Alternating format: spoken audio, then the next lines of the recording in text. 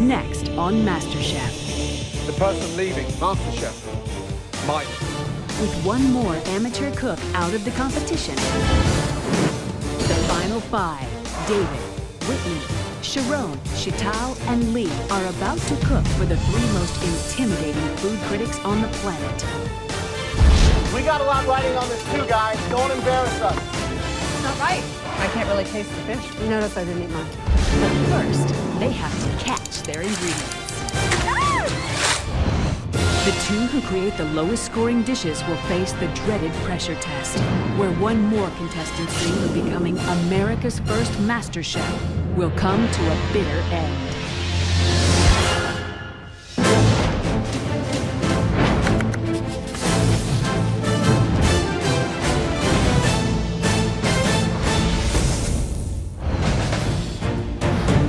For the final field challenge, the contestants will each have to serve their best possible fish dish to the three most powerful food critics in America.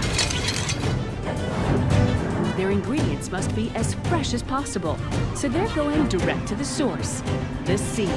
Today's challenge is an individual competition. It's no more team challenges. I'm actually extremely excited for that because the only person I can blame for a loss or praise for a win is myself. So what are we hoping to catch? Sculpin? Sculpin. Maybe some red snapper? I've never cooked a sculpin. Really? Yeah. I'm relying on luck to get me through this one, at least with the fishing. Once I'm in the kitchen, though, it's a whole other ballgame because fish is really my forte. Being a lucky guy, I know I'm gonna catch some fish. Oh man, he's a fighter. I see Mr. David Miller over there struggling like he has the biggest marlin the Pacific Ocean has ever seen. It's a rock? You got a rock. Oh yeah. It's a fighter though. David Miller, the look on his face, that was priceless. All right, it's Season it well, David. been a long time since I've made rock soup. Little salt, little pepper. All right. Here you go. Yes! Oh, I see color. Here it comes. Oh, nice one. This is really heavy. I was really excited, and I was the only one that had never been fishing. And oh my God, the sculpin fish is a really ugly fish. These are the spines that have the poison in it. This one down here has poison, and these. I looked down and I saw the spikes of that fish sticking out, and these scales are poisonous. Don't let that spine get you. After Cheetle caught her first fish, I was like, that competitive side got out of me, and I was like, I gotta catch the next fish. Woohoo! Yeah, I see him. Nice one, Dad. Yeah. Gorgeous. As a chef, it's a great opportunity to actually go out and pick your fish out of the sea. All right, guys, here comes a nice sized one. That looks big enough for me. Way more connected to where your food comes from, and you got to do it justice. Our amateur cooks will take the fish they've caught and use it to prepare just one dish in the kitchen of Journey at the world-famous Ritz-Carlton. Right, how are we doing? Awesome. So Amazing. Our first individual challenge, head-to-head. Sadly, two of you will face a pressure test on the worst two tasting dishes. One of you will be leaving MasterChef. The critics, they are lethal. Some of the most powerful critics anywhere in the world. You're now about to face them. Joe, Jeffrey Steingart. Jeffrey's probably the most prolific food writer of our time. Head critic for Vogue magazine, the greatest food writer in the country. Wow. I hear the name Jeffrey Steingart, and I'm like, oh my goodness. Jeffrey's best known for shattering people. Amazing reputation. This could be either really good or really bad. Tanya Steele. Tanya Steele is the editor of Epicurious.com. It's the biggest food website there is. And then finally, Barbara Fairchild, yeah? Editor-in-Chief of Bon Appetit magazine. The most sophisticated, discerning palates anywhere in the States today. I know Tanya Steele and Barbara Fairchild. You know, I've admired these women, and that even put more pressure on me, knowing how much I wanted to impress the critics today. Whitney, you won that amazing dessert challenge.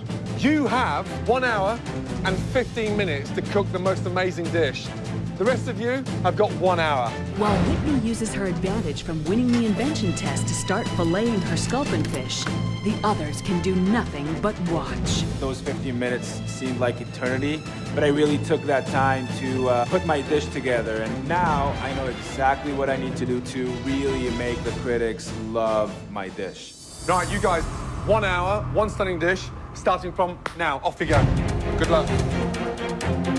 Everybody started rushing to the kitchen. I was like, oh my gosh, like, did you really use that time wisely? I mean, you had 15 minutes extra. That is huge when you only have an hour to cook.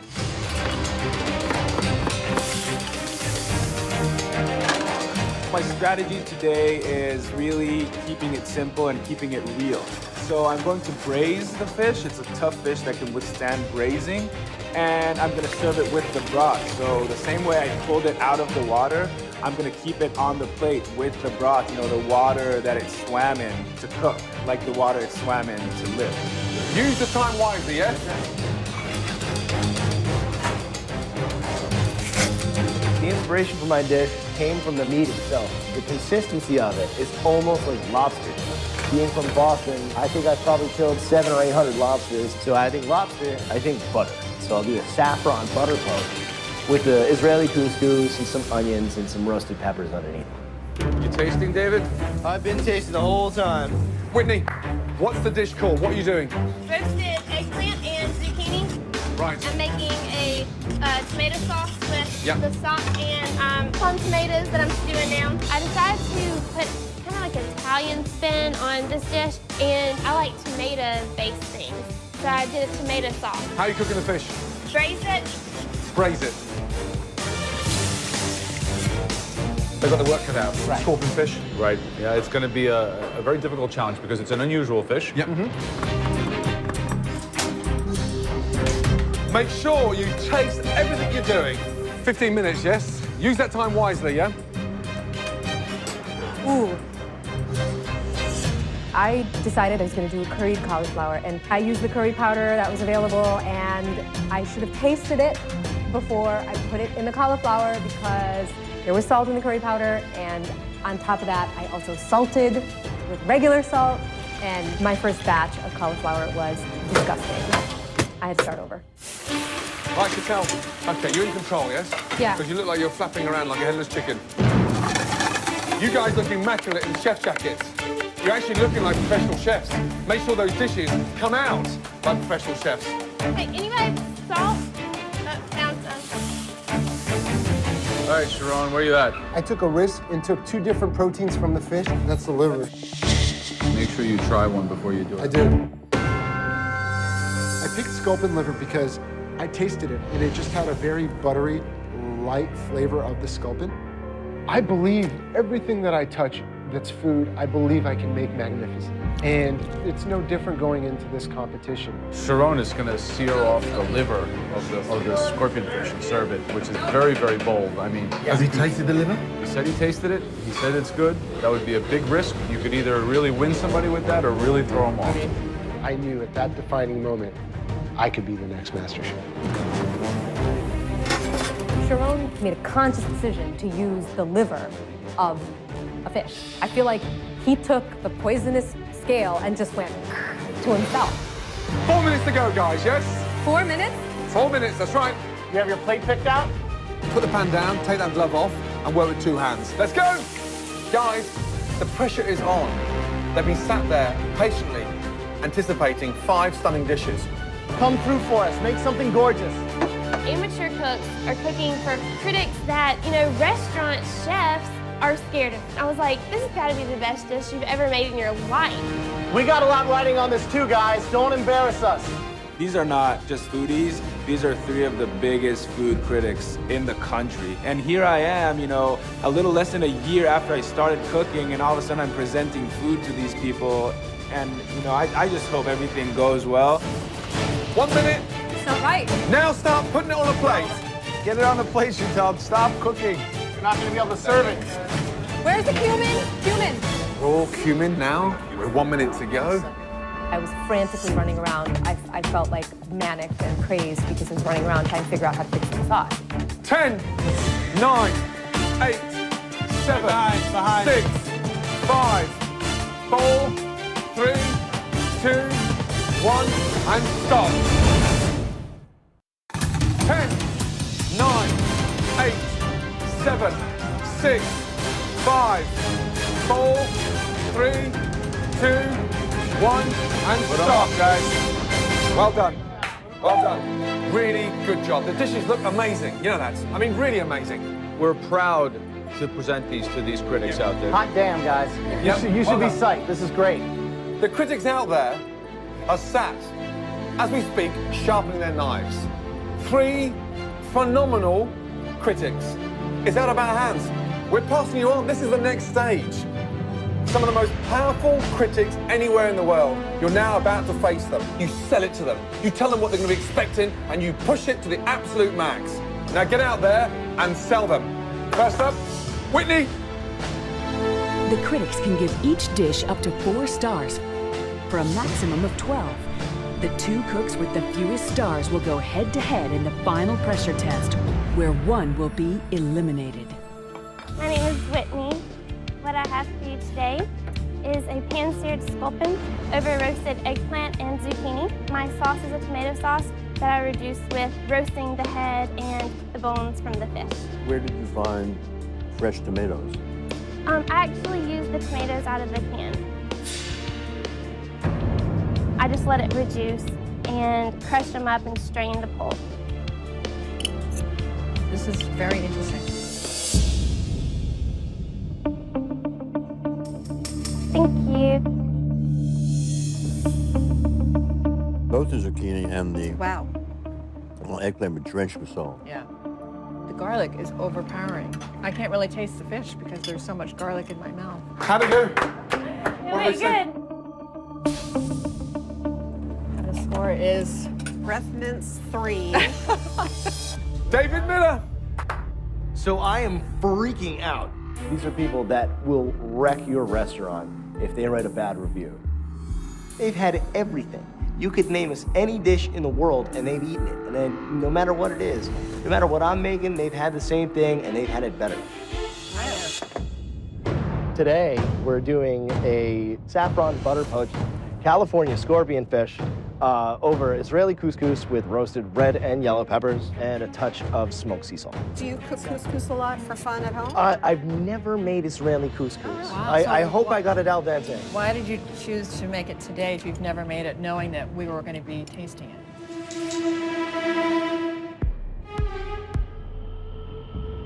That's a very good question. I decided to be adventurous. There's something alluring about Israeli couscous, more so than just standard Moroccan couscous, which I think is kind of boring.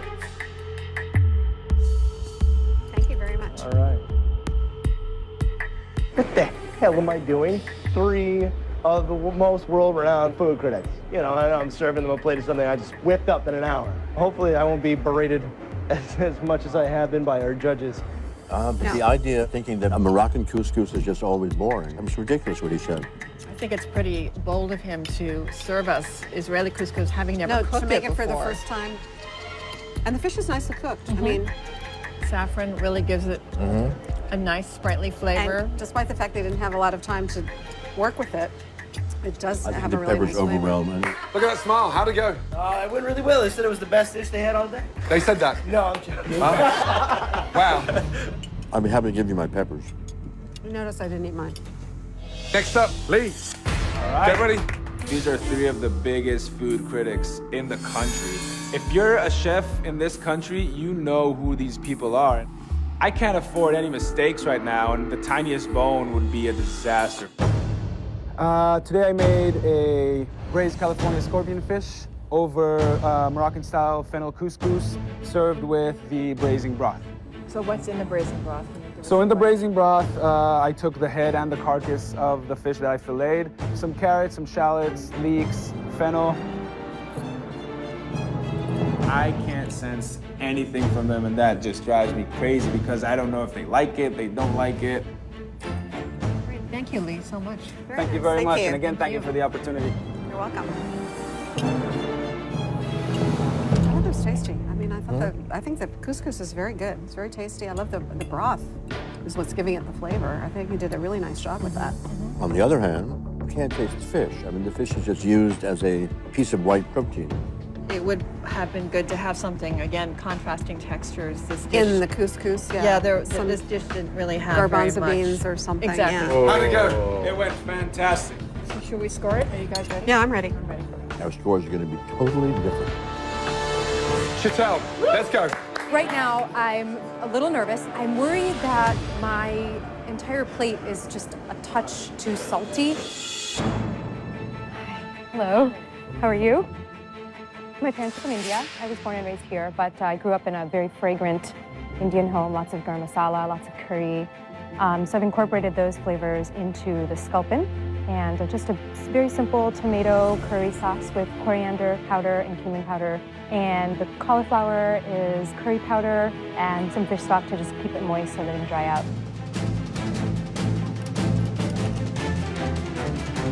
Well, thank you so much. Thank you very, very much. Thank you. One thing that's good is the curry powder is not overwhelming. Sometimes it can be overwhelming, and this was not overwhelming. Well, unfortunately, I have some bones in mine.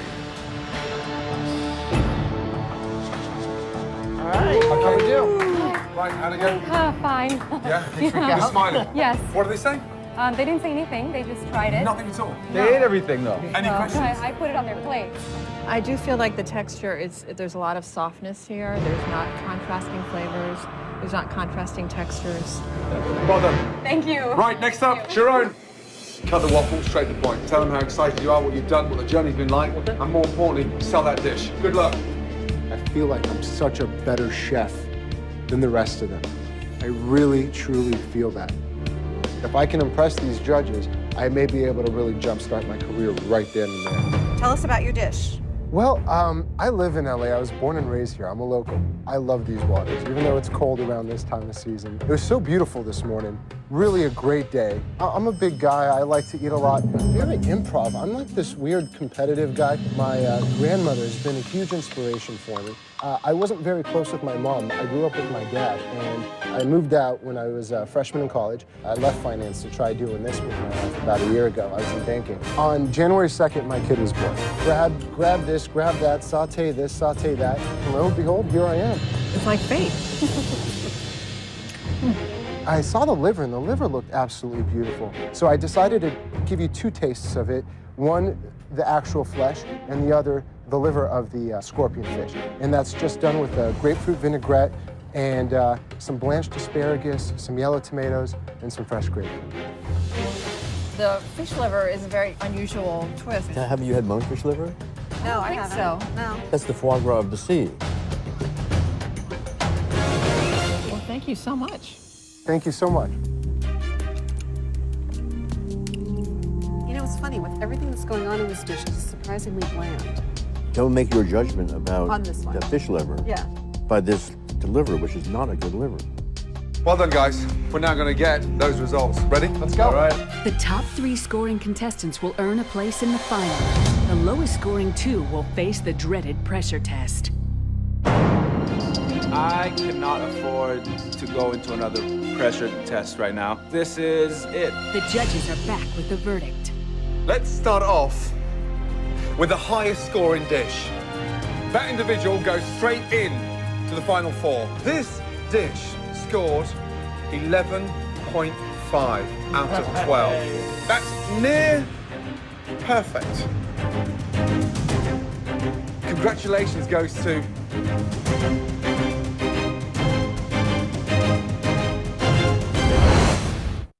The remaining contestants have presented their dishes to 3 of the world's top food critics. The 3 cooks with the highest scores will advance to the final 4, while the bottom 2 will face the final pressure test, where 1 will be eliminated. Let's start off with the highest scoring dish. This dish scored 11.5 out of 12. That's near perfect.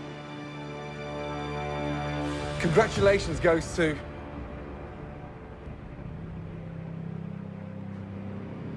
David Miller. You're kidding me. Absolutely. You're kidding me. Good job. High five, bro. Oh, absolutely. Listen to this. Butter poached fish was a huge success. Phenomenally balanced, seasoned beautifully, incredible. Couldn't stop eating it. We sent you into the lion's den, and you came out shining. Seriously, well done. You're now the first in to the final four. Of every review I've gotten today, I feel like Master Chef. I'm an amateur chef, I'm a software engineer, and I get a near perfect score. I get a near perfect score. Are you kidding me? Okay, from the very top, we're now going down to the very bottom. Badly put together, under-seasoned, shockingly disgusting, undercooked taste, and left nothing to desire. When I hear the critics describing a dish as shockingly disgusting, I'm just praying they're not talking about my dish. With 4 out of 12, and the lowest scoring dish, it's not good news. 4. Sharon. That means you're up for elimination. Why deliver? Why go that route? You could have taken it a little simpler and made it just beautiful on its own. I've been cooking for 25 years. I wouldn't have taken that risk today if this was my kitchen, my restaurant, and I had those tough cookies sat there. I wouldn't do it. I wanted to grow. I wanted to challenge myself. And although maybe at times it helps to play safe, but I'm not here to do dishes that I've done 10 times before. I'm here to be a master chef. The next person advancing straight into the final four, joining David Miller with a score 8 out of 12. Lee. Good job. Fish cooked perfectly. Seasoning was absolutely amazing. It's fantastic that Sharon is going into a pressure test. We're not going for a popularity contest, and I'm not here to make friends. I'm here to eliminate the competition. 2 left. Joining Sharon to face the pressure test with a score of 5 out of 12. That person is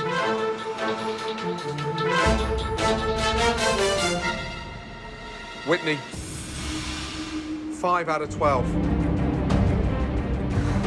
Chantel, congratulations. You are through to the final four. Whitney, too salty, way too much garlic. Slightly shocked on using canned tomatoes on such an exquisite dish. Why tell the harshest critics anywhere in the world today that you're serving them canned tomatoes? Well, if you just turn around and look on that tray there, you had the most amazing, fresh tomatoes on the vine. The results are not what I expected at all. I'm really upset. But anyway, no, I'm just gonna fight back because tomorrow I'm not going home. 3 of you are going to be sleeping well tonight. 2 of you are not getting any sleep. I'll see you tomorrow for the pressure test, where 1 of you will be leaving MasterChef. Whitney has been this quiet underdog, 22 years old. I think I've got a lot more experience, but then again, she continues to do very well because she just does what she knows, and that's what I'm gonna do. And if I do what I know, I can win this.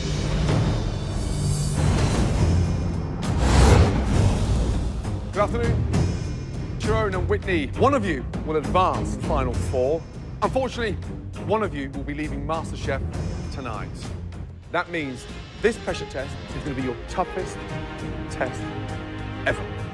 I really want to see Whitney kick Sharon's ass. Like, I would love for a tiny little 22-year-old girl from Mississippi to just come in and lay his ass flat. We're going to reveal the ingredients on the count of 3. 1, 2, 3.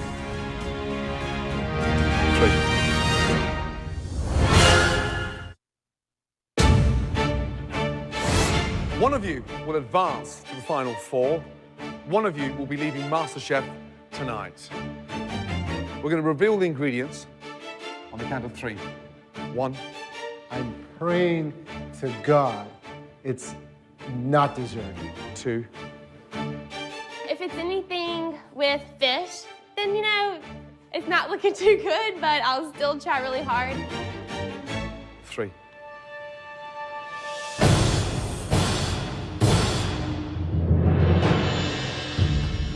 Oh boy. Right, in front of you are some of the most amazing ingredients. Beautiful chocolate, oranges, eggs, sugar, butter, milk, cream. I'm not feeling great because this is not my strongest point. And I look to my left, and the last person I want to see to my left is Whitney. But lo and behold, there she is. Sharon and I, as far as sweets, it's even still almost on the same level. He won the cupcake challenge. He was in the top with the dessert challenge. So, you know, it'll be a battle today, definitely. There's nothing more terrifying than trying to create and cook your very own monstrous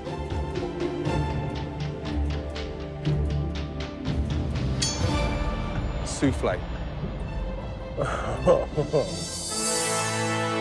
This dish puts the fear of God into chefs around the world.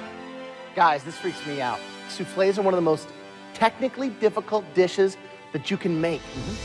And when it's great, it can be one of the most epic desserts that you can have in the world. And when it doesn't work, it's a complete disaster. And the secret of a good souffle is to get straight from the oven to the table in a maximum of 90 seconds. It is very difficult to make a souffle. One reason is because they can sink so easily. Sharon and Whitney are free to make as many soufflés as they like in 90 minutes, but can only present one to the judges. Good luck to you both, because you're going to need it. 90 minutes, starting from now. Off you go. Good luck.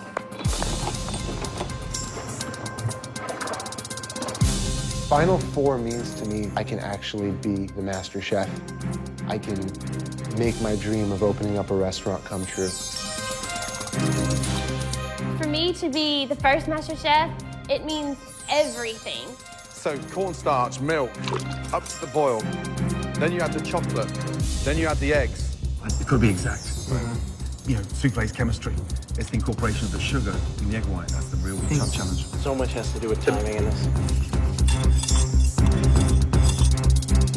I'm just trying to make sure I measure everything and just do everything to a T because this is such a critical dessert. They need to cook one first within those 90 minutes to understand, to gain that confidence to let it rise so the underneath gets that momentum and pushes the souffle out. It's not liquid, but just slightly gooey at the bottom and not liquid. If that comes out undercooked and it's risen a little bit, it will go flat within seconds.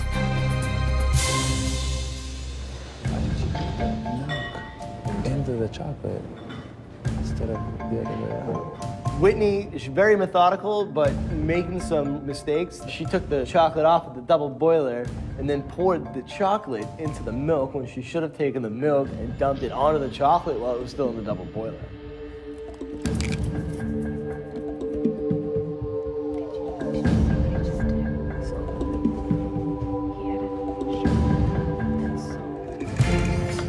I won't lie, I think Sharon is a better cook than Whitney. It really falls down to if Sharon is gonna try and overcomplicate things, because I know that Whitney's gonna go right by the book, exactly how it should be made.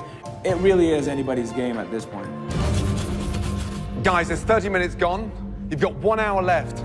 I urge you to get one souffle in the oven so you get some idea of the correct balance of the sugar, the egg white.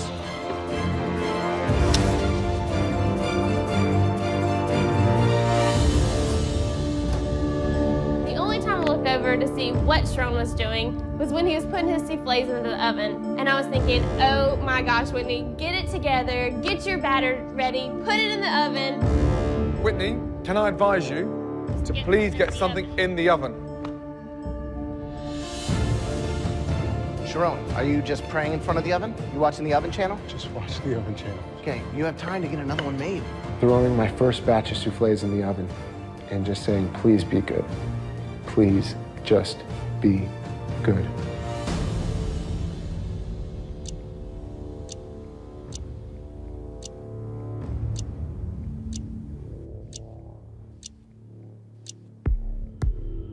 Waiting is not fun, it's torture. That's why I hate baking. Just under half an hour to go, guys, yeah? Whitney, please put something in the oven. Otherwise, tonight, you'll be cooking for your parents again. I don't know where the time went. I mean, it was insane. I guess I was just really trying to be so precise with my measurements. Every detail of the chocolate souffle, I wanted to do perfect. Oh my God, With 20 minutes left, Sharon enjoys a huge advantage as he samples his first souffle, while Whitney is just getting her first batch into the oven. It tastes really good. Whitney, how many souffles you got in the oven? I have 2. 2. Okay, guys, 15 minutes to go. They take minimum 14 minutes to cook.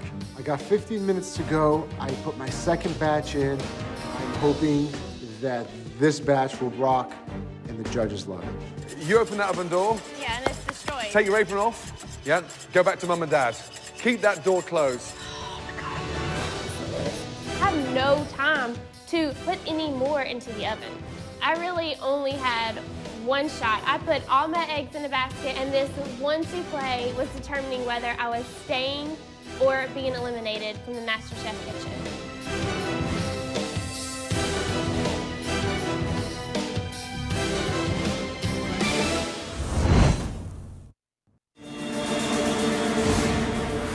For two of America's greatest home cooks, the dream of becoming MasterChef rests on a single chocolate souffle. In this final pressure test, it all comes down to a battle between Sharon the risk-taker and by-the-book Whitney.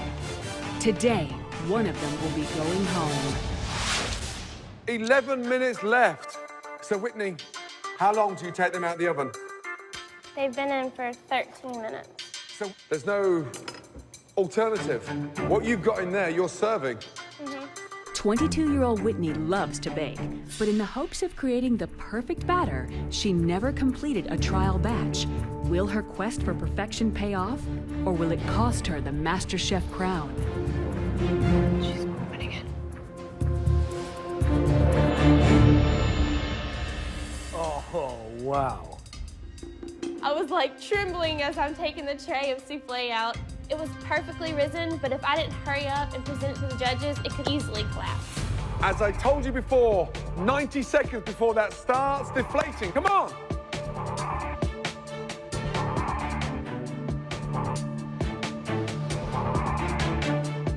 Oh, come on. If it deflates before we get here, there's no souffle.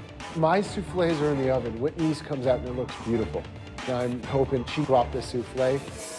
But there's nothing I could do but wait. It's hot. Of course it's hot. Where's your glove? It's collapsing, Whitney. Whitney, it's collapsing.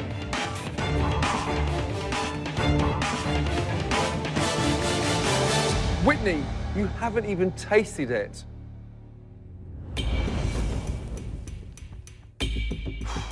Guys, souffle waits for nobody. Cracking. It smells delicious.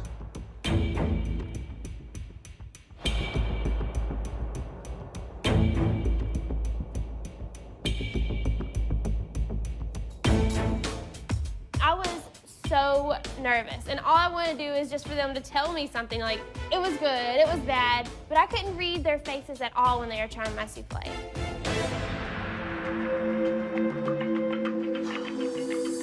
I was hoping that one mistake she made would play to my advantage. I tasted one, and I made some adjustments. She didn't taste it, and she served it. Sharon's souffle has been in the oven for 11 minutes. With only 3 minutes left, his souffle must quickly rise to the occasion, or this will be Sharon's fall from the MasterChef kitchen. Sharon, you have 90 seconds to go. And if nothing hits this table, you are automatically disqualified from this competition. Crazy. 60 seconds to go.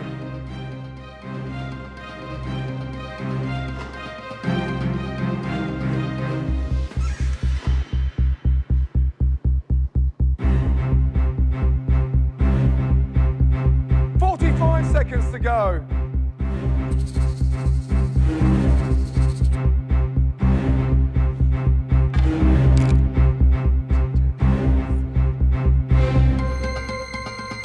Seconds to go. 20 seconds to go. With 18 seconds left, is this it? This is it. What was that last bit you put on top after the ice and sugar? A little bit of sea salt.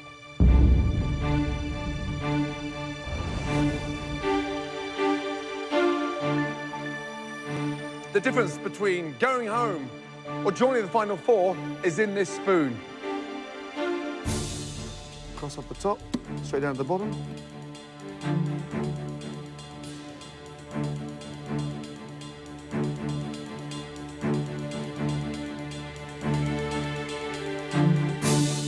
I see the judges eating Sharon's souffle, and they just kept eating it, and I'm like, were they eating mine like they're eating his? I mean, I was going insane because one of us is eliminated, and one of us are gonna make it to the finals. You left that, literally, to the last second.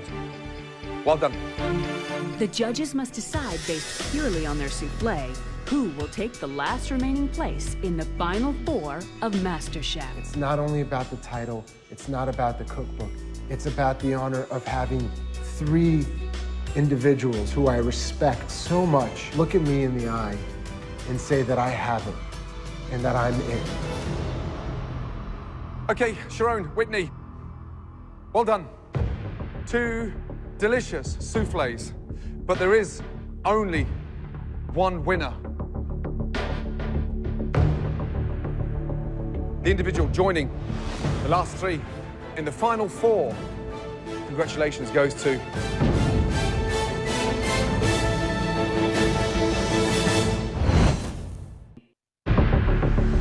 okay, Sharon, Whitney, there is only one winner.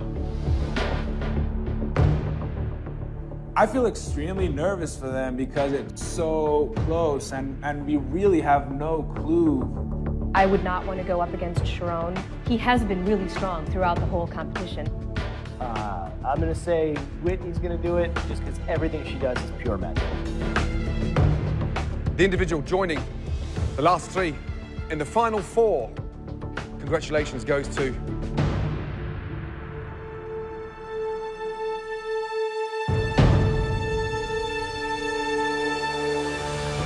Whitney, well done.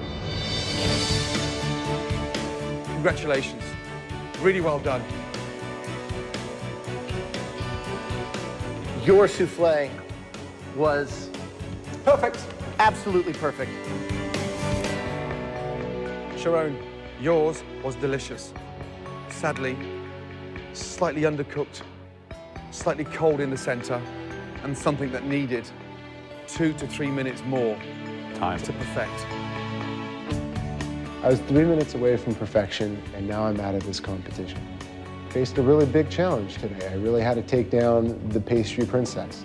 It just doesn't feel good going home, because deep inside my heart, I really feel like I had it in me, and I could have won this thing. You're a great cook, a great risk taker.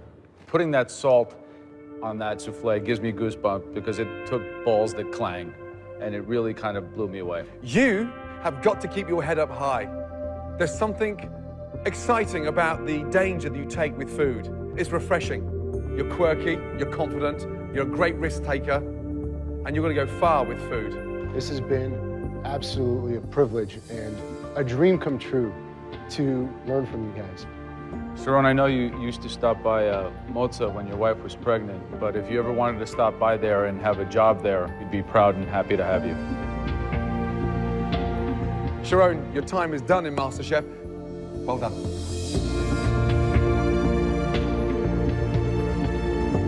This is not the end of the road for me. This is just an affirmation and really opened my eyes to this world. It made me realize that I can do this.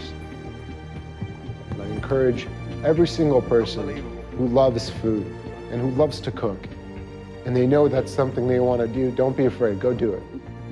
Go do it. Don't be afraid. Hey, dude, that offer stands, man. I'm going to take all that amazing experience and make sure that I flourish with it, make sure that I grow and open up one of the best restaurants in LA, and hopefully maybe compete someday with a restaurant like Gordon Ramsay's. America's gonna get a taste of it.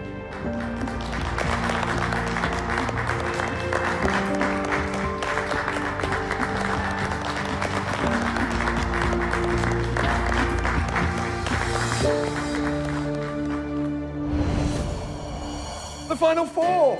Oh, God. Really good. Really good.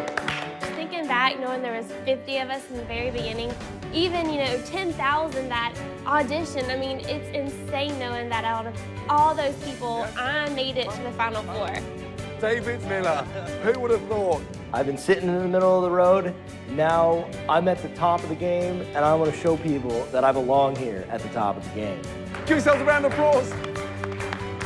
It's anybody's game right now. It's like bottom of the ninth inning, and it's exciting. Looking at the three others that are still here, I have as good of a chance of winning this as any of them, if not the best chance, and I am so excited right now. Now, you know you're gonna have to raise your game because the stakes have just got higher. Well done. Get some sleep because you deserve it. Good night. Thank you. Good night, good night, good night. Next time on MasterChef. The first ever MasterChef final. It all comes down to America's 4 best amateur cooks. Whitney, the 22-year-old student. I can win this. Bartender Lee. Second place is not an option. Software engineer David. To be number one, that's what I'm here for. And Chital, a teacher. I am definitely here to win.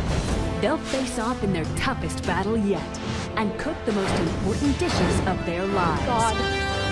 Oh! That is a very big mistake. 4 finalists competing for $250,000, a cookbook publishing deal, and above all else, cooking's most coveted title. The winner of America's first ever MasterChef.